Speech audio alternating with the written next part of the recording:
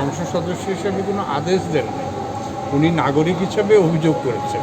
হ্যাঁ, এটাও সত্য, মানে আমি আপনি নাগরিক থেকে সংসদ সদস্য নাগরিক হিসেবে একটা অভিযোগ দিলে তার গুরুত্ব বেশি হবে, কিন্তু এটা অভিযোগ করতে তো কোনো বাধা দেখে, যে কোনো একটা অপরাধ হয়েছে এর বিরুদ্ধে সংশ্লিষ্ট কর্তৃপক্ষের কাছে যে কোনো নাগরিকই অভিযোগ করতে পারে। তখন ওই সংশ্লিষ্ট কর্তৃপক্ষের কাজ হবে ওই অভিযোগটা কতটা বাস্তব, কতটা প্রমাণ ভিত্তিক সেটা অনুসন্ধান করা।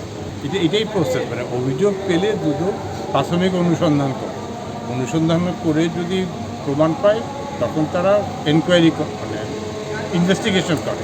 তো এটা নর্মাল প্রসেস, এবং এটা তো বলেছে যে 30 দিনের মধ্যে তারা অনুসন্ধান করবে, এবং অনুসন্ধানে যদি প্রমাণ পায় তখন বিস্তারিত তদন্ত করবে, এবং তদন্ত করে চার্জশিট দাখিল হবে।